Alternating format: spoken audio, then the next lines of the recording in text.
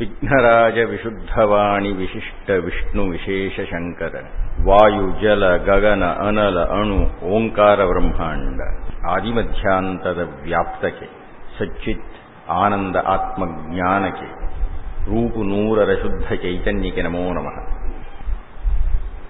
ಕುಮಾರವ್ಯಾಸನ ಮಹತ್ವವನ್ನ, ಕುಮಾರವ್ಯಾಸನ ವೈಶಿಷ್ಟ್ಯವನ್ನ ನಾವು ಗಮನಿಸಬೇಕಾಗಿದ್ದರೆ ಆತನ ಯಾವುದಾದರೂ ಒಂದು ಪದ್ಯವನ್ನು ತಗೊಂಡು ಅದೇ ಸಂದರ್ಭದಲ್ಲಿ ಮತ್ತೊಬ್ಬರು ಯಾರಾದರೂ ಹೇಳಿರತಕ್ಕಂಥ ಪದ್ಯಕ್ಕೆ ಹೋಲಿಸಿದಾಗ ಆ ಕುಮಾರವ್ಯಾಸನಿಗೇ ಲಗತ್ತಾಗಿರತಕ್ಕಂಥ ಕೆಲವು ಅಂಶಗಳನ್ನು ನಾವು ಗಮನಿಸಬಹುದು.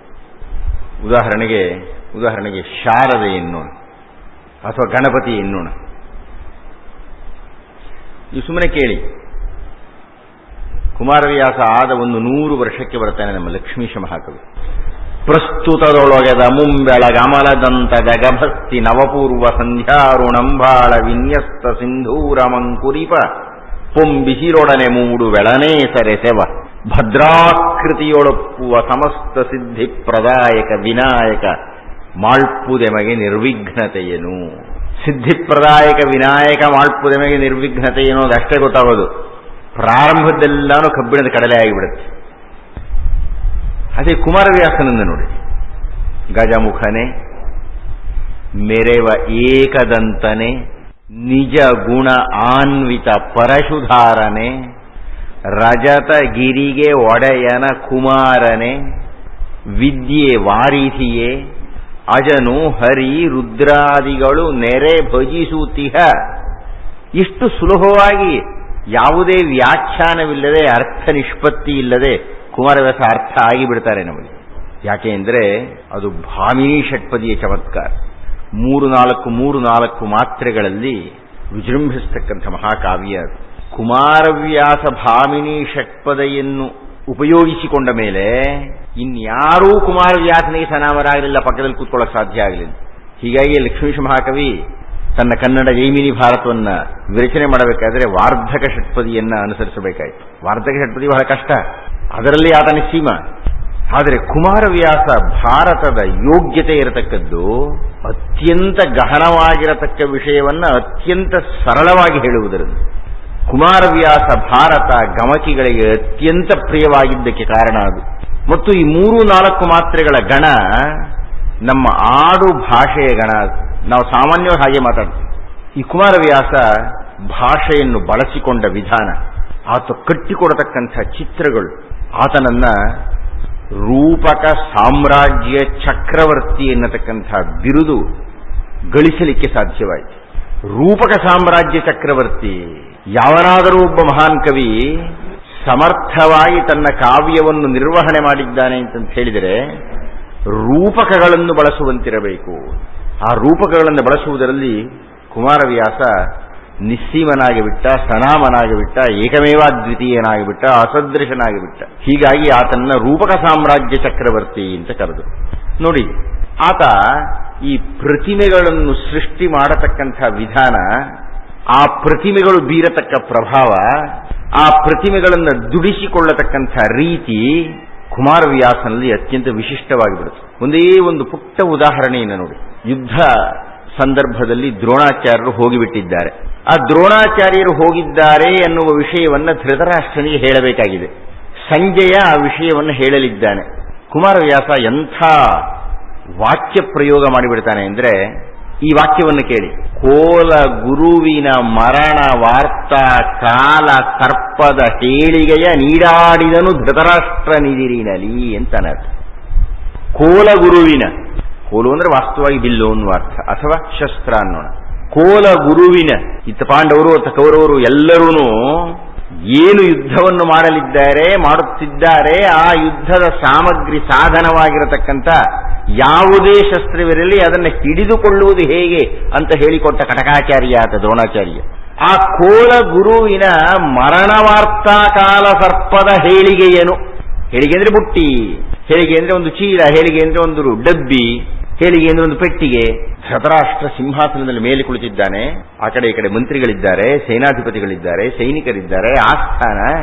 ಸಂಜೆ ಬಂದು ಅಲ್ಲಿ ನಿಂತುಕೊಂಡು ಮರಣವಾರ್ತಾ ಕಾಲ ಸರ್ಪದ ಹೇಳಿಗೆ, ಮರಣ ವಾರ್ತೆ ಅನ್ನತಕ್ಕಂತಹ ಕಾಲ ಸರ್ಪ, ಕೃಷ್ಣ ಸರ್ಪ, ಆ ಕೃಷ್ಣ ಸರ್ಪದ ಡಬ್ಬಿಯನ್ನು ತೆಗೆದು ಹೀಗೆ ಎತ್ತು ಬಿಟ್ಟನಂತೆ. ನೀವು ಪ್ರತಿಭಾನ್ವಿತರು ಆ ದೃಶ್ಯವನ್ನು ಕಲ್ಪನೆ ಮಾಡಿಕೊಳ್ಳಬೇಕು. ಚೇಳು ಬಂದ್ರೆ ಸಾಕು ಹೇರ್ಕೊಂಡ್ಬಿಡ್ತೀವಿ ನಾವು. ಅಂಥದ್ದು ಸರ್ಪ, ಕೃಷ್ಣ ಸರ್ಪ ಸಿಂಹಾಸನದ ಮೇಲೆ ಕೂತಿದ್ದಾನೆ. ಅವನು ಅಂಧನ್ ನೃಪ, ಅವನ ಮೇಲೆ ಕೃಷ್ಣ ಸರ್ಪ ಅಂತ ಹೆಡೆ ಕಾಣಿಸ್ತಾ ಇಲ್ಲ, ಅವನಿಗೆ ಬರೀ ಸದ್ದು ಕೇಳಿಸ್ತಾ ಇದೆ. ಹೌ ಹೌ ಹೌ ಅಂತ ಕೂಗ್ತಾ ಇದ್ದಾರೆ ಎಲ್ಲರೂ. ಕೃಷ್ಣ ಸರ್ಪ ಆಗ್ಬಿಟ್ಟಿದೆ, ಅದೊಂದು ಮೇಲೆ ಬಿದ್ದುಬಿಟ್ಟಿದೆ. ಆ ಕುರುಡ ಸಿಂಹಾಸನದಿಂದ ಹೇಗೆ ಬಿದ್ದಿದ್ದಾನೆ, ಹೇಗೆ ಎದ್ದಿದ್ದಾನೆ, ಮುಂದೆ ಏನಾಗಿದೆ, ಅಲ್ಲಿರುವ ಸಭಾಸದರ ಗತಿ ಏನು, ಈ ಒಂದು ಚಿತ್ರಣ ಏನು ಹೇಳ್ತಾ ಇದೆ ಅಂದ್ರೆ, ಮಹಾಭಾರತದ ಮುಂದಿನ ಯುದ್ಧದಲ್ಲಿ ಏನೇನಾಗಲಿದೆ, ಅದರ ಅನಾಹುತಗಳೇನು. ಭೀಷ್ಮಾಚಾರ್ಯರು 10 ದಿವಸಗಳ ಯುದ್ಧವನ್ನು ಮಾಡಿ ಮರಣಿಸಿಬಿಟ್ಟಿದ್ದಾರೆ, ಮರಣಿಸಿಲ್ಲ, ಮರಣಶೈಲಿಯಲ್ಲಿದ್ದಾರೆ. ಈಗ ದ್ರೋಣಾಚಾರ್ಯರು ಮರಣಶೀಯೇ ಇದ್ದಾರೆ. ಆ ಸತ್ತಿರತಕ್ಕಂಥ ಸುದ್ದಿ ಇಡೀ ಹಾಸ್ತಿನಾವತಿಯನ್ನು ಅಲ್ಲಾಡಿಸಿಬಿಟ್ಟಿದೆ. ಧೃತರಾಷ್ಟ್ರನಿಗೆ ದಿಗ್ಭ್ರಮೆಯಾಗಿಬಿಟ್ಟಿದೆ. ಮುಂದೇನು ಮಾಡಬೇಕು ಅಂತ ಗೊತ್ತಾಗ್ತಾ ಇಲ್ಲ, ಏನಾಗಬಹುದು ಭವಿಷ್ಯ. ಆ ಕುರುಡು ರಾಜ ಎದ್ದು ಸಿಂಹಾಸನ ಕೆಳಗೆ ಬಿದ್ದು ಉರುಳ್ಕೊಂಡು ಹೋಗ್ಬಿಟ್ಟಿರ್ಬೇಕು. ರಾಜನ ಸ್ಥಿತಿಯೇ ಹಾಗಾಗಿಬಿಟ್ರೆ ಮುಂದೆ ಕುಳಿತವರ ಗತಿ ಏನು. ಈ ಒಂದು ಭೀಕರ ಚಿತ್ರಣವನ್ನ, ಏನೂ ಆಗಿಲ್ಲ ಅದು, ಆ ಹೇಳಿಕೆ, ಕುಮಾರವ್ಯಾಸನ ಹೇಳಿಕೆ ಉಂಟಲ್ಲ, ಅದು ಇಷ್ಟೆಲ್ಲ ಚಿತ್ರಣವನ್ನ ನಮಗೆ ಕಟ್ಟಿಕೊಟ್ಟಿ ಬಿಡುತ್ತೆ. ಅತ್ಯಂತ ಪುಟ್ಟ ವಾಕ್ಯಗಳಲ್ಲಿ ಅತ್ಯಂತ ಸಮರ್ಥವಾಗಿರತಕ್ಕಂಥ ಪ್ರತಿಮೆಗಳನ್ನು ಸೃಷ್ಟಿ ಮಾಡುವುದರಲ್ಲಿ ಕುಮಾರವ್ಯಾಸನಿಗೆ ಸಮನಾದವರು ಯಾರೂ ಇಲ್ಲ. ನೋಡಿ, ಸುಮ್ಮನೆ ಉದಾಹರಣೆಗೆ ಸೂರ್ಯೋದಯ ಅಥವಾ ಚಂದ್ರೋದಯವನ್ನು ಕುಳಿತ ನಮ್ಮ ಕವಿಗಳು ಹಲವಾರು ಚಿತ್ರಣಗಳನ್ನು ಕೊಡ್ತಾರೆ. ಇದು ಮೂಡಣಂಗನಯ ಸಿಂಧೂರ ತಿಲಕವೋ, ಇದು ರಂಭೆ ವೀಕ್ಷಿಪ ಮುಕುರವೋ, ಇದು ರತಿಯ ಬೆಳುಗರಡಿಗೆಯೋ, ಇದು ಯಮ ಪೊಡೆವ ಡಂಗುರವೋ, ಹೀಗೆಲ್ಲ ಕವಿಯೊಬ್ಬ ಹೇಳ್ತಾನೆ. ಮೂಡಣ ಕಣಿವೆಯ ಹಿಮದ ಅವಕುಂಠನ ರವಿ ಕರಸ್ಪರ್ಶಕ್ಕೆ ಜಾರುತ್ತಿದೆ, ನಾಡದೋ ಹಿಗ್ಗುತ ನಾಚುತ ಮೆಲ್ಲನೆ ಮೈ ಸಿರಿ ಎನ್ನುತ್ತಾ ತೋರುತ್ತಿದೆ. ಇನ್ನೊಬ್ಬ ಕವಿ ಹೇಳ್ತಾನೆ, ಕುಮಾರವ್ಯಾಸ ಸೂರ್ಯೋದಯವಾಗ್ತಾ ಇದೆ ಎನ್ನತಕ್ಕಂಥ ಚಿತ್ರಣವನ್ನ ಒಂದು ಪುರಾಣಿ ಪ್ರತಿಮೆ ಕಮಲದ ಬೀಯಗವ ತೆಗೆದ ಅಂತನ.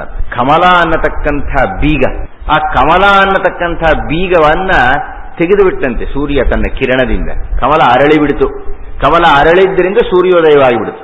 ಅದ್ಭುತವಾದ ಚಿತ್ರಣವನ್ನ ಈಗ ನಮ್ಮಲ್ಲಿ ನೋಡಿ, ನಾವು ಬಹಳ ಸರಳವಾಗಿ ನಮ್ಮ ನೀಲಾಂಜನೆಗಳಲ್ಲಿ ದೇವತೆಯ ಮುಂದೆ ಹಚ್ಚಬೇಕಾದ್ರೆ ಹೂಬತ್ತಿ ಅಂತ ಹಾಕ್ತೀವಿ. ಅದು ಎಂಥ ಪ್ರತಿಮೆ ಗೊತ್ತೇ ನಿಮಗೆ? ಹೂ ಅರಳಿದಂತೆ ಅರಳಿದೆ ಅದು ಅಂತ. ಹೇಗೆ? ಬಿಳಿಯ ಬತ್ತಿ ಅದು, ಮಲ್ಲಿಗೆಯ ಹೂ ಅದು. ಅರಳಿರತಕ್ಕಂಥ ಹೂ ಇದು, ಅದರ ಕೆಳಗೆ ತಿಳಿದಿರತಕ್ಕಂಥ ಒಂದು ಕಾಂಡದ ಚೂರು ತೊಟ್ಟು. ನೀವು ಆ ಹೂಬತ್ತಿಯನ್ನು ಹೀಗೆ ಹಾಕ್ತೀರಿ, ಹೂ ಕೆಳಗಿರುತ್ತೆ, ತೊಟ್ಟು ಮೇಲಿರುತ್ತೆ. ನೀವು ನಿಮ್ಮ ತಲೆಯನ್ನು ಕೆಳಗೆ ಹಾಕಿಬಿಡ್ತೀರಿ ದೈವಕ್ಕೆ, ನಿಮ್ಮ ಹೃದಯವನ್ನು ಬರಿದು ಮಾಡಿಬಿಡ್ತೀರಿ, ಹಚ್ಚಿಕೊಂಡು ಅದು ಉರಿಯುತ್ತೆ. ಹೂ ಬತ್ತಿ, ನಾವು ಬಹಳ ಸರಳವಾಗಿ ಹೂಬತ್ತಿ ಬಿಡ್ತೀವಿ ಅದನ್ನ. ಆದರೆ ಹೂವಿನ ಪ್ರತಿಮೆ ಉಂಟಲ್ಲ, ಅದು ಕುಮಾರವ್ಯಾಸ ಬಳಸ್ತಕ್ಕಂಥ ಒಂದು ಪ್ರತಿಮೆ. ಕಮಲದ ಬೀಯಗವ ತೆಗೆದ, ಸೂರ್ಯೋದಯವಾಗಿ ಬಿಡ್ತು, ಹೆಚ್ಚು ಕಷ್ಟವೇ ಪಡಲ್ಲ. ಇಂತಹ ಅನೇಕ ಅಲಂಕಾರಗಳನ್ನು ಕುಮಾರವ್ಯಾಸ ಬಳಸಿ ವಿಮರ್ಶಕರಿಂದ ರೂಪಕ ಸಾಮ್ರಾಜ್ಯ ಚಕ್ರವರ್ತಿ ಎನ್ನತಕ್ಕಂಥ ಬಿರುದಿಗೆ ಪಾತ್ರನಾಗಿ ಬಿಟ್ಟ. ಅಂತಹ ಕುಮಾರವ್ಯಾಸನ ಚಿಂತನೆಯನ್ನು ನಾವು ಮಾಡ್ತಾ ಇದ್ದೇವೆ. ಈಗ ಪ್ರಶ್ನೆಯೊಂದಕ್ಕೆ ಉತ್ತರವನ್ನು ಮುಗಿಸಿ ನಮ್ಮ ಉಪನ್ಯಾಸವನ್ನು ಮುಂದುವರಿಸೋಣ. ನಿನ್ನೆ ನಾನು ದ್ವೈತ ಸಿದ್ಧಾಂತವನ್ನು ಕುರಿತು ನನ್ನ ಸುಮಾರು 1 ಗಂಟೆ ಉಪನ್ಯಾಸವನ್ನು ಅದರೊಳಗೆ ಮುಗಿಸಿದ್ದೆ ಅಂತ ಕಾಣುತ್ತೇನೆ. ಪ್ರಶ್ನೆ ಇರುವುದು ದ್ವೈತಾದ್ವೈತ ವಿಶಿಷ್ಟಾದ್ವೈತಗಳ ಪರಿಚಯವನ್ನು ಮಾಡಿ ಅದು ಹೇಗೆ ಸಮನ್ವಯವನ್ನು ಮಾಡಲಿಕ್ಕೆ ಸಾಧ್ಯ ಆಗುತ್ತೆ ಅನ್ನುವುದನ್ನು ಕುರಿತು ಚಿಂತನೆ ಮಾಡಬೇಕಾಯಿತು ಅಂತ. ನಿನ್ನೆ ನಾನು ದ್ವೈತ ಸಿದ್ಧಾಂತದ ಪ್ರಮುಖ ಪ್ರಮೇಯಗಳನ್ನು ಕುರಿತು ಚಿಂತನೆ ಮಾಡಿದೆ. ಇವತ್ತಿನ ದಿವಸ ಸಾಧ್ಯವಾದಷ್ಟು ಬೇಗ ವಿಶಿಷ್ಟಾದ್ವೈತ ಹಾಗೂ ಅದ್ವೈತ ಸಿದ್ಧಾಂತಗಳನ್ನ ಪರಿಚಯಿಸಿ ಎರಡನ್ನೂ ಪರಿಚಯಿಸಿಕೊಳ್ಳೋಣ ಅನ್ಕೊಳ್ತಾ ಇದ್ದೇನೆ. ಹಾಗೆ ಪರಿಚಯ ಮಾಡೋಕೆ ಮುಂಚೆ ಶ್ರೀರಾಮರಾಯರು ಹೇಳಿದ್ದಾರೆ, ಮೇನಕಾ ಸಾ ರಾವ್ ಅನ್ನುವರು 2-3 ಪುಟ್ಟ ಪ್ರಶ್ನೆಗಳು ಕೇಳಿದ್ದೆ, ಅದಕ್ಕೆ ಉತ್ತರ ಹೇಳಿಬಿಡೋಣ. ಮೇನಕಾ ಬಂದಿದ್ದಾರೆ, ಇವರು ಬಂದಿದ್ದೀರಮ್ಮ? ಸರಿ. ಇವರ ಮೊದಲನೇ ಪ್ರಶ್ನೆ, ನಾನು ಮಾತನಾಡಿದಾಗ ಹೇಳಿದ್ದೆ ಲಲಿತಾ ಸಹಸ್ರನಾಮವನ್ನು ಮಹಿಳೆಯರು ಹೇಳಬಹುದು ಏನು, ಹೇಳಬೇಕು. ಅದಕ್ಕೆ ಬಹಳ ಸರಳವಾಗಿಯೇ ಉತ್ತರವನ್ನು ಹೇಳಿದ್ದೆ. ಲಲಿತಾ ದೇವಿ ಎನ್ನುವ ಆಕೆಯೇ ಮಹಿಳೆಯಾಗಿದ್ದಾಗ ಮಹಿಳೆಯರು ಅದನ್ನು ಹೇಳಬಾರ್ದು ಅನ್ನೋ ಏನಾದ್ರು ಅರ್ಥ ಇದೆಯೇನ್ರಿ ಅಂತ. ಆದರೆ ಇವರು ಉಪಪ್ರಶ್ನೆಯಾಗಿ ಅದನ್ನು ಕೇಳ್ತಾ ಇದ್ದಾರೆ. ಲಲಿತಾ ತ್ರಿಶತಿ ಕೆಲವರು ಹೇಳಬಾರದು ಎಂದು ಹೇಳುತ್ತಾರೆ. ಹೇಳ್ಕೊಳ್ಳಿ ಬಿಡಿ, ನೀವು ಹೇಳಿ.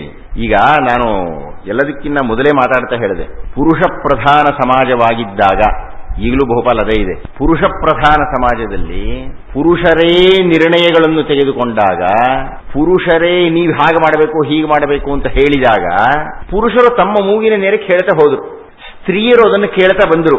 ವೇದಗಳಲ್ಲಿ ಹಾಗಿಲ್ಲ, ಬಹಳ ಬಾರಿ ಹೇಳಿದ್ದೇನೆ ಆ ಮಾತನ್ನ. ನಿಮಗೆ ಆಶ್ಚರ್ಯವಾಗಬಹುದಾದದ್ದು, ನಾವು ಏನು ಋಷಿಗಳು ಅಂತ ಕರಿತೀವಿ, ನೀವು ಸಾಕಷ್ಟು ಋಷಿಕೆಯರನ್ನ ವೇದದಲ್ಲಿ ನೋಡ್ಲಿಕ್ಕೆ ಸಾಧ್ಯ ಉಂಟು. ವಿಶ್ವಾಮಿತ್ರ ಮಹರ್ಷಿಗೆ ಬ್ರಹ್ಮರ್ಷಿ ಪಟ್ಟ ಪ್ರದಾನ ಮಾಡಬೇಕಾದ ಸಂದರ್ಭ. ಪಿಪ್ಪಲಾದ್ಯರು ಅನ್ನತಕ್ಕಂಥ ಮಹಾಬ್ರಹ್ಮರ್ಷಿಗಳು ಅವರು ಅಧ್ಯಕ್ಷ ಪೀಠದಲ್ಲಿ ಕುಳಿತುಕೊಂಡಿದ್ದಾರೆ. ಒಬ್ಬರು ಒಂದು ಸೂಚನೆಯನ್ನು ಕೊಟ್ಟರು. ವಾಮದೇವರು ವಿಶ್ವಾಮಿತ್ರರಿಗೆ ಬ್ರಹ್ಮರ್ಷಿ ಪಟ್ಟವನ್ನು ಕಟ್ಟಬಹುದೇ ಅಂತ ಬ್ರಹ್ಮರ್ಷಿಗಳ ಸಭೆ ನೆರೆದಿದೆ. ಪಿಪ್ಪಲಾದ್ಯರು ಅಧ್ಯಕ್ಷರು ಇದ್ದು ನಿಂತುಕೊಂಡು ಹೇಳಿದ್ದಾರೆ, ನೋಡಿ, ವಿಶ್ವಾಮಿತ್ರರಿಗೆ ಬ್ರಹ್ಮರ್ಷಿ ಪಟ್ಟವನ್ನು ಕಟ್ಟಬಹುದೇ ಎನ್ನತಕ್ಕಂಥದ್ದು ಸೂಚನೆ. ನಾನು ನಿನ್ನೆ ಯಜ್ಞವನ್ನು ಮಾಡಿದಾಗ ಯಜ್ಞಪುರುಷ ಪ್ರತ್ಯಕ್ಷನಾಗಿ ಹೇಳಿದ್ದಾನೆ, ವಿಶ್ವಾಮಿತ್ರ ಮಹರ್ಷಿಗಳಿಗೆ ಋಗ್ವೇದದ 3ನೇ ಮಂಡಲ ಪೂರ ದೃಗ್ಗೋಚರವಾಗಿದೆ ಅಂತ. ವಿಶ್ವಾಮಿತ್ರ ಮಹರ್ಷಿಗಳು ಗಾಯತ್ರಿ ಎನ್ನತಕ್ಕಂಥ ಒಂದು ಛಂದಸ್ಸಿಗೆ ಕಾರಣರಾಗಿ ಬಿಟ್ಟಿದ್ದಾರೆ ಅಂತ. ಈ ಕಾರಣದಿಂದಾಗಿ ವಿಶ್ವಾಮಿತ್ರರನ್ನ ನಾನು ಬ್ರಹ್ಮರ್ಷಿ ಅಂತ ಕರೆಯಬಹುದು ಅಂತ ನಾನು ಸೂಚನೆಯನ್ನು ಕೊಡ್ತಾ ಇದ್ದೇನೆ. ನೆರೆದಿರತಕ್ಕಂಥ ಬ್ರಹ್ಮರ್ಷಿಗಳಲ್ಲಿ ನಿಮ್ಮ ಪ್ರತಿಕ್ರಿಯೆಯನ್ನು ಹೇಳುವಂತಿದ್ರೆ ಹೇಳಿ. ನಚಿಕೇತರು ಇದ್ದು ಹೇಳಿದರು, ಅವರೇ ಬಹಳ ದೊಡ್ಡ ಮಹರ್ಷಿಗಳು, ನನಗೆ ನಚಿಕೇತಾಗ್ನಿ ಎನ್ನತಕ್ಕಂಥದ್ದು ಗೊತ್ತಿದೆ, ಆ ನಚಿಕೇತಾಗ್ನಿಯನ್ನ ನಾನು ವಿಶ್ವಾಮಿತ್ರರಿಗೆ ಪ್ರದಾನ ಮಾಡಿಬಿಟ್ಟಿದ್ದೇನೆ, ಆದ್ದರಿಂದ ಅವರು ಅರ್ಹರು, ಆ ಕಾರಣದಿಂದಾಗಿ ಅವರಿಗೆ ಬ್ರಹ್ಮರ್ಷಿ ಪಟ್ಟವನ್ನು ಕಟ್ಟಬಹುದು ಅಂದ್ರು.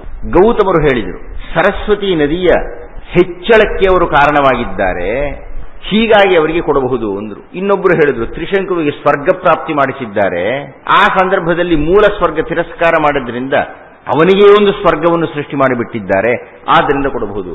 ಹೀಗೆ ಒಬ್ಬೊಬ್ಬರು ಅನ್ನೋದು ಕಾರಣ ಕೊಡ್ತಾ ಹೋದ್ರು. ವಿಶ್ವಾಮಿತ್ರರಿಗೆ ಬ್ರಹ್ಮರ್ಷಿ ಪಟ್ಟವನ್ನು ಕೊಡಬಹುದು. ಕೊನೆಗೆ ಪಿಪ್ಪಲಾದ್ಯರು ಹೇಳಿದ್ರು, ಹಾಗಾದರೆ ಸಭಾಭಿಪ್ರಾಯದಂತೆ ಈಗ ನಾವು ವಿಶ್ವಾಮಿತ್ರರನ್ನ ಬ್ರಹ್ಮರ್ಷಿ ಅಂತ ಕರೆಯೋಣವೇ ಎಂದ್ರು. ಆಗ ಒಂದು ಮೂಲೆಯಿಂದ ನಿಲ್ಲಿ ಅಂತ ಸದ್ದು ಬಂತು. ಎಲ್ಲರೂ ಆ ಕಡೆಗೆ ತಿರುಗಿದ್ರು. ಯಾರಪ್ಪ ನಿಲ್ಲಿ ಅಂತ ಹೇಳ್ತಾ ಇದ್ದಾರೆ? ಅಲ್ಲಿ ಗಾರ್ಗಿ ಎನ್ನತಕ್ಕಂಥ ಒಬ್ಬ ಬ್ರಹ್ಮವಾದಿನಿ. ಆಕೆ ನಿಂತುಕೊಂಡು ಹೇಳಿದ್ಲು, ನಿಲ್ಲಿ ಅಂದ್ರು. ಆ ಸಂಚಾರಿ ದೂರವಾಣಿಯನ್ನು ಸ್ವಲ್ಪ ಸಾಯಿಸ್ತೀರಾ? ಎಷ್ಟು ಬಾರಿ ಹೇಳಿದರೂ ಅದು ಸದ್ದು ಮಾಡಿಸ್ತಿರದಪ್ಪ.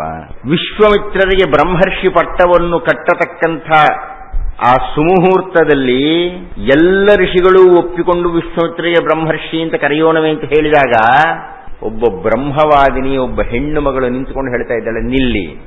ಎಲ್ಲರೂ ಆಕೆಯನ್ನು ನೋಡಿದ್ರು. ಏನಮ್ಮ ಅಂದ್ರು. ಆಕೆ ಹೇಳಿದ್ಲು, ಯಾರಿಗಾದರೂ ಏನಾದರೂ ಸನ್ಮಾನ ಮಾಡಬೇಕಾಗಿದ್ದರೆ ನಮ್ಮ ಹುಡುಗ, ನಮ್ಮ ಜಾತಿಯವನು, ನಮಗೆ ಬೇಕಾದವನು ಅನ್ನುವ ಪ್ರಶಂಸೆಯಿಂದ ಸನ್ಮಾನವನ್ನು ಮಾಡಕೂಡದು. ವಿಶ್ವಾಮಿತ್ರ ಬಹಳ ದೊಡ್ಡವರಿರಬಹುದು, ಮಂತ್ರದ್ರಷ್ಟಾರರೂ ಆಗಿರಬಹುದು, ಆದರೆ ಬ್ರಹ್ಮರ್ಷಿಯೋ ಅವರು ಬ್ರಹ್ಮರ್ಷಿ ಅಲ್ಲ ಅನ್ನುವ ಕಾರಣದಿಂದ ತಾನೇ ಚರ್ಚೆ ನಡೀತಾ ಇರೋದೀಗ. ಆದ್ದರಿಂದ ವಿಶ್ವಾಮಿತ್ರರು ಬ್ರಹ್ಮರ್ಷಿಯೇ ಎನ್ನುವುದರ ಪರೀಕ್ಷೆ ಆಗಲಿ. ಪರೀಕ್ಷೆ ಆದಾಗ, ಆ ಪರೀಕ್ಷೆಯಲ್ಲಿ ಅವರು ಉತ್ತೀರ್ಣರಾದಾಗ ಆಗ ನಾನೇ ಒಂದು ನಮಸ್ಕಾರ ಮಾಡ್ತೀನಿ ಅವರಿಗೆ. ಆದರೆ ಪರೀಕ್ಷೆಯಾಗದೆ ಯಾರಿಗೂ ಮಾನ್ಯತೆ ಕೊಡುವಂತಿಲ್ಲ ಅಂತ ಹೇಳಿಲ್ಲ.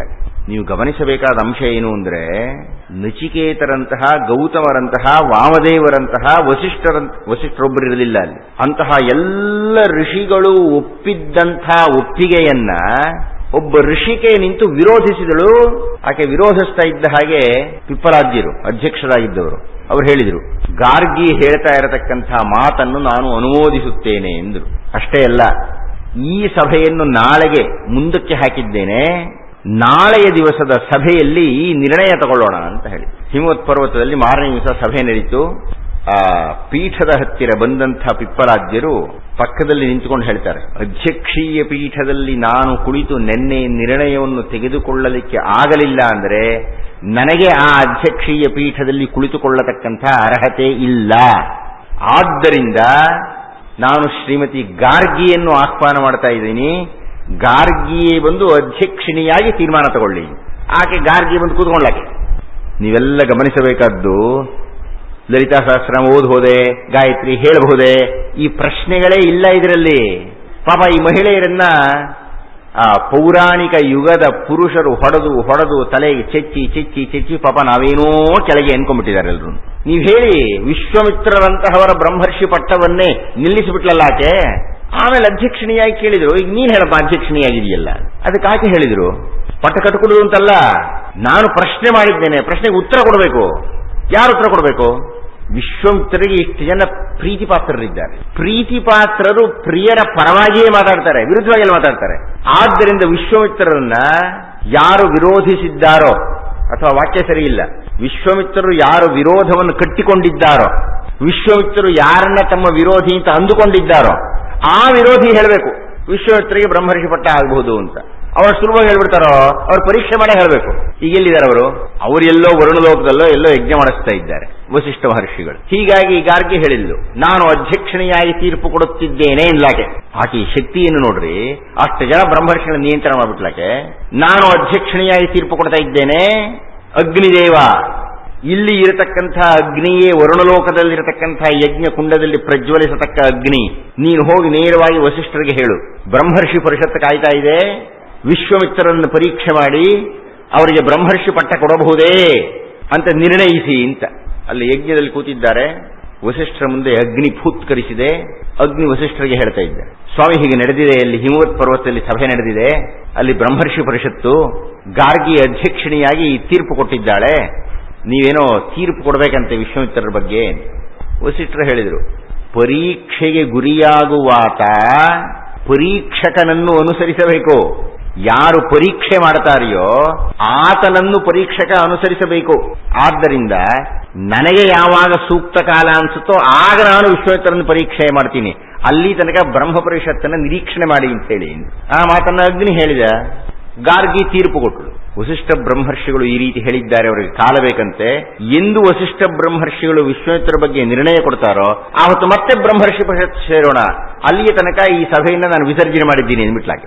ಮತ್ತೆ ಬ್ರಹ್ಮರ್ಷಿ ಪರಿಷತ್ತು ವಸಿಷ್ಠರಿಗೆ ಕಾಯ್ತಾ ಕೂತ್ಕೋಬೇಕಾಗಿ. ಮುಂದಿನ ಕಥೆ ಬಿಡಿ, ಬಹಳ ಸುಂದರವಾದ ಕಥೆ ಇದಿರಲಿ ಒಂದ್ ಕಡೆಗೆ. ಇಂತಹ ಪ್ರಶ್ನೆಗಳು ಮತ್ತೆ ಮತ್ತೆ ಬಂದಾಗ ನಾನು ನಿಮ್ಮ ಗಮನಕ್ಕೆ ತರತಕ್ಕದ್ದೇನಪ್ಪಾ ಅಂದ್ರೆ, ಮಹಿಳೆಯರಿಗೆ ಅಂತಹ ಮಿತಿಗಳು ಇಲ್ಲ.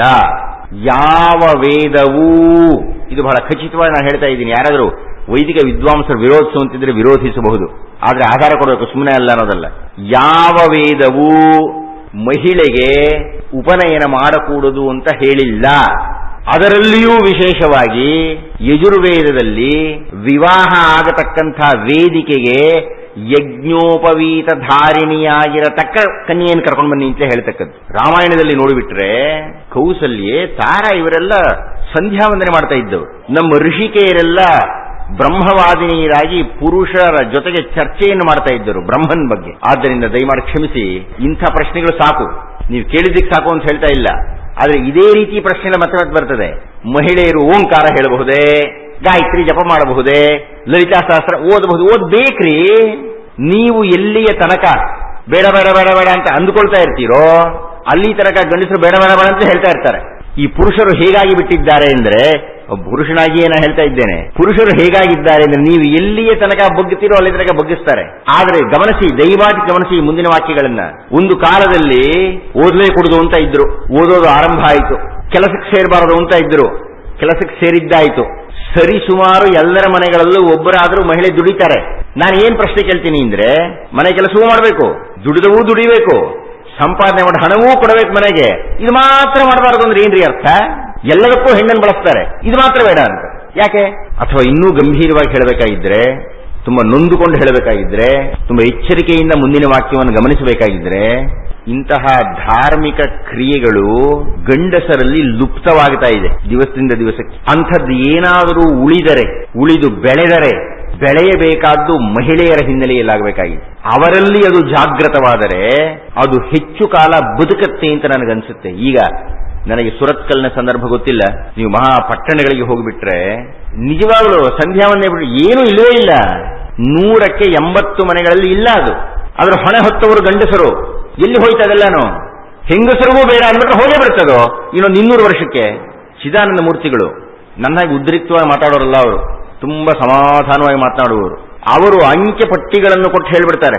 ಸುಮಾರು 50 ವರ್ಷಗಳ ಜನಗಣತಿಯನ್ನು ನೋಡಿ ಹೇಳ್ತಾರೆ ಅವರು. ಕೇವಲ ಇನ್ನೊಂದು 150 ವರ್ಷಗಳ ಹೋಗಿಬಿಟ್ರೆ 150 ವರ್ಷಗಳ ಒಳಗಾಗಿ ಭಾರತದಲ್ಲಿ ಹಿಂದೂಗಳು ಕಡಿಮೆ ಸಂಖ್ಯೆಯವರಾಗಿಬಿಡ್ತಾರೆ. ಉದ್ರಿಕ್ತವಾಗಿ ಹೇಳೋ ಮಾತಲ್ಲ, ಲೆಕ್ಕಾಚಾರ ಮಾಡಿ ಹೇಳ್ತಾ ಇದ್ದಾರೆ ಅವರು. ಯಾವ ಯಾವ ವರ್ಷದಲ್ಲಿ ಎಷ್ಟೆಷ್ಟು ಜನ ಕಡಿಮೆ ಆಗ್ತಾ ಹೋದ್ರು, ಎಷ್ಟೆಷ್ಟು ಜನ ಜಾಸ್ತಿ ಆಗ್ತಾ ಹೋದ್ರು ಅಂತ. ಕೇವಲ 150-200 ವರ್ಷಗಳಲ್ಲಿ ನಾವು ಅಲ್ಪಸಂಖ್ಯಾತರಾಗಿ ಬಿಡ್ತೀವಿ. ಆ ಅಲ್ಪಸಂಖ್ಯಾತರು ಯಾಕೆ ಆಗ್ತೀವಿ ಅಂದ್ರೆ, ನಮ್ಮಲ್ಲಿನ ಧರ್ಮ ಶ್ರದ್ಧೆ ಕುಂಠಿತವಾಗಿ ಬಿಟ್ಟಿದೆ. ನಮ್ಮಲ್ಲಿ ಧರ್ಮ ಶ್ರದ್ಧೆ ಕುಂಠಿತವಾಗಿ ಬಿಟ್ಟು ಧಾರ್ಮಿಕ ಮನೋಭಾವ ಕಡಿಮೆಯಾಗಿಬಿಟ್ಟು ನಾವು ನಮ್ಮ ಬಗ್ಗೆ ಶ್ರದ್ಧೆಯನ್ನ ಕಳೆದುಕೊಂಡು ನಾವು ಹಿಂದೂಗಳು ವೈದಿಕರು, ದಯವಿಟ್ಟು ಗಮನಿಸಬೇಕು, ಈ ವೈದಿಕರು ಅಂದ್ರೆ ಯಾರೋ ಬ್ರಾಹ್ಮಣರಿಗೆ ಸಂಬಂಧಪಟ್ಟಿದ್ದಲ್ಲ. ವೈದಿಕರು ಅಂದ್ರೆ ಅರ್ಥ ವೇದಗಳನ್ನು ಒಪ್ಪುವವರು, ವೇದಗಳನ್ನು ನಂಬುವವರು, ವೇದಗಳನ್ನು ಮಾನ್ಯ ಮಾಡುವವರು ಅಂತ. ಹೀಗಾಗಿ ಭಾರತದಲ್ಲಿ ಇರತಕ್ಕಂಥ ಎಲ್ಲ ಹಿಂದೂಗಳು ವೈದಿಕರೇನೆ. ನೀವು ಮತ್ತೂ ಸಂಕುಚಿತವಾಗ್ತಾ ಇದ್ರೆ ಹಿಂದೂಗಳ ಸಂಖ್ಯೆ ಈಗಾಗಲೇ 20 ಕೋಟಿ ಹೋಗಿಬಿಟ್ಟಿದೆ. ನೀವು ದಯಮಾಡಿ ಗಮನ ಇಟ್ಕೋಬೇಕು. ಕೇವಲ 100-200 ವರ್ಷಗಳ ಹಿಂದೆ ಇಡೀ ಭಾರತದಲ್ಲಿ ಕೇವಲ ಹಿಂದೂಗಳಿದ್ದರು.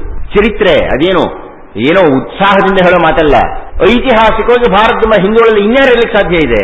ಆದರೆ ಈ ಒಂದು 200-300 ಅದರೊಳಗೂ ಈ ಒಂದು 50-60 ವರ್ಷಗಳಲ್ಲಿ ಆಗಿರತಕ್ಕಂಥ ಹೈಂದವಿ ಧರ್ಮದ ಕ್ಷೀಣ ಸ್ಥಿತಿ ಅಂದ್ರೆ ನಮ್ಮ ಧರ್ಮದಲ್ಲಿ ನಮಗೆ ಶ್ರದ್ಧೆ ಕಡಿಮೆಯಾಗಿ ಅನ್ಯ ಧರ್ಮಗಳನ್ನು ಆಲಿಂಗನ ಮಾಡಿಕೊಂಡು ಬಿಟ್ಟಿದ್ದೇವಲ್ಲ ನಾವು.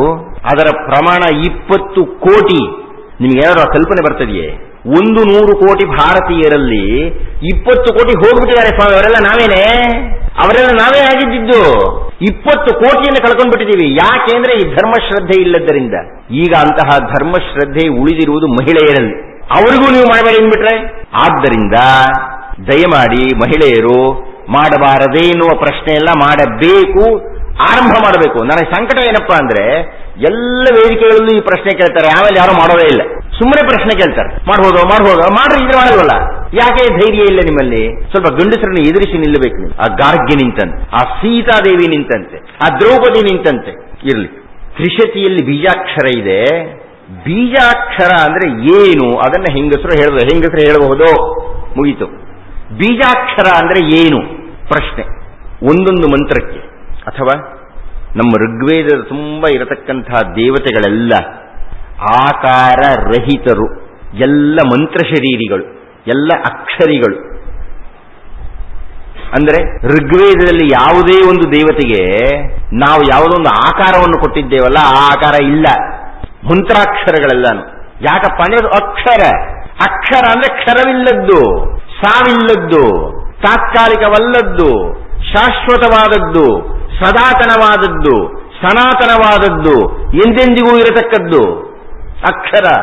ಎಂಥ ಅದ್ಭುತವಾದಂಥ ವಾಸ್ತು ಇರಲಿ, ಅದೆಂಥ ದೊಡ್ಡ ದಿವ್ಯ ದೇಗುಲವಾಗಿ ಅದರೊಳಗೆ ಎಂಥ ಮೂರ್ತಿಯನ್ನೇ ಕೂಡಿಸಿರಿ, ಅದು ಕಾಲರಾಯನ ಆಘಾತಕ್ಕೆ ತುತ್ತಾಗತ್ತೆ. ಆದರೆ ನೋಡಿ ಆಶ್ಚರ್ಯ, ಮತ್ತೆ ನೆನಪಿಸ್ಕೊಳ್ತಾ ಇದ್ದೇನೆ, ಪ್ರಪಂಚದ ಅತ್ಯಂತ ಪ್ರಾಚೀನ ಜ್ಞಾನ ಸಂಪತ್ತಾಗಿರತಕ್ಕಂಥ ವೇದಗಳು ಅಕ್ಷರಗಳಾಗಿ ಉಳಿದು ಬಂದದ್ದರಿಂದ 6000 ವರ್ಷಗಳಾದರೂ ಅಸ್ಖಲಿತವಾಗಿ ಒಂದು ಅಕ್ಷರದ ಕಾಗುಣಿತವೂ ಹೆಚ್ಚು ಕಮ್ಮಿಯಾಗಿಲ್ಲ ಅದರೊಳಗೆ. ಆ ಅಕ್ಷರದಲ್ಲಿ, ಆ ಮಂತ್ರಗಳಲ್ಲಿ ಒಂದೊಂದು ದೇವತೆಗೂ ಕೆಲವು ಅಕ್ಷರಗಳನ್ನು ವಿನಿಯೋಗ ಮಾಡಿದೆ. ಉದಾಹರಣೆಗೆ ಗಣಪತಿ ಅಂತ ಇಟ್ಕೊಳ್ಳೋಣ. ಈ ಗಣಪತಿಗೆ ಒಂದು ಅಕ್ಷರವನ್ನು ಕೊಟ್ಟು ಅದನ್ನೇ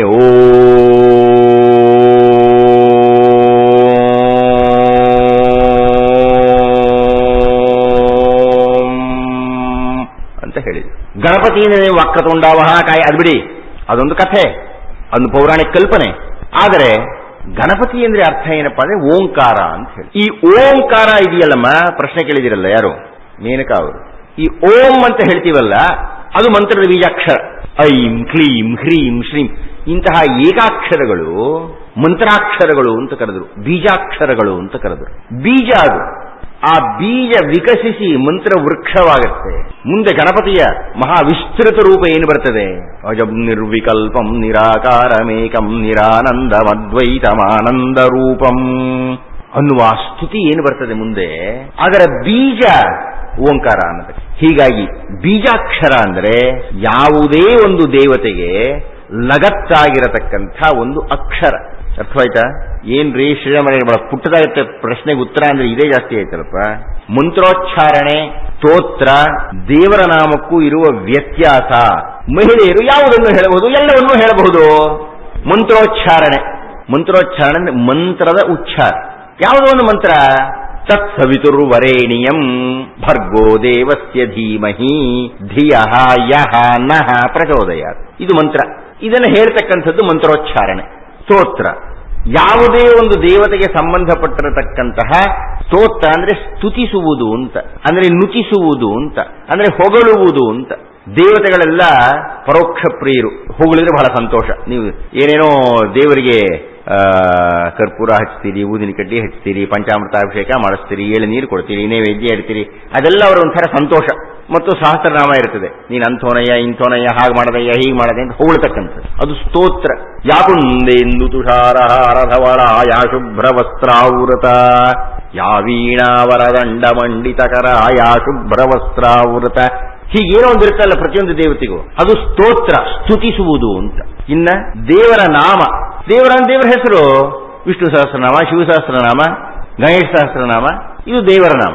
ಅರ್ಥವಾಯಿತು? ಅರ್ಥ ಆಯಿತು. ಕಾಲವೂ ಹೋಯಿತು. ನಾವೇನ್ ಮಾಡೋಣಯ್ಯ? ಈಗ ನಿನ್ನೆ ಶ್ರೀರಾಮರಾಯರು ಆ ಕಡೆಯೂ ಬಿಡ್ಲಾರು, ಈ ಕಡೆಯೂ ಬಿಡ್ಲಾರು. ಪಾಪ ಅವ್ರು ಹೇಳ್ತಾ ಇದ್ದಾರೆ, ಕಾಲ ಖರ್ಚಾಗಿ ಹೋಗಿದ್ದರಿಂದ ಮಹಾಭಾರತ ಮುಕ್ಕಾಗಬಾರದಾದ್ದರಿಂದ ವಿಶಿಷ್ಟಾದ್ವೈತ ಅದ್ವೈತಗಳನ್ನು ನಾಳೆ ಹೇಳಬಹುದೇ ಅಂತ ಕೇಳ್ತಾ ಇದ್ದಾರೆ ಅವರು. ಅದ್ವೈತವನ್ನ ನಾಳೆ ಹೇಳೋಣ, ವಿಶಿಷ್ಟಾದ್ವೈತವನ್ನು ಚೂರು ಮುಗಿಸಿಬಿಡೋಣ. ಇದ್ರೆ ನಾಳೆ ಇದೇ ಸಮಸ್ಯೆ ಆಗ್ಬಿಡುತ್ತಲ್ಲ ಸ್ವಾಮಿ. ನಾಳೆ ಇನ್ನೊಂದು ಬೇರೆ ದೊಡ್ಡ ಪ್ರಶ್ನೆಗೆ ಕೊಟ್ಟಿದ್ದೀರಿ ನೀವು.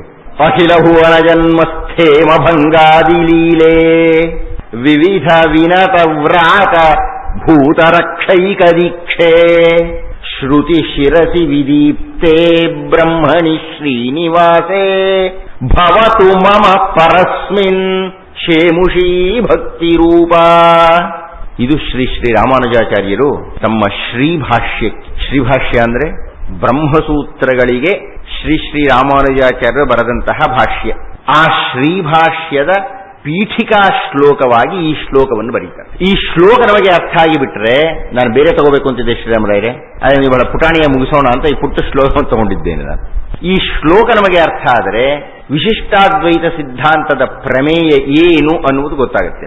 ದ್ವೈತ ಸಿದ್ಧಾಂತದಲ್ಲಿ ನಾವು 9 ಪ್ರಮೇಯಗಳನ್ನ ನಿನ್ನೆ ಅರ್ಥ ಮಾಡಿಕೊಂಡು, ನಿಮಗೆಲ್ಲ ನೆನಪಿದೆ ಅಂತ ನಾನು ಅನ್ಕೊಂಡ್ಬಿಟ್ಟಿದ್ದೀನಿ, ಎಲ್ಲ ನೆನಪಿರುತ್ತೆ ನಿಮಗೆ.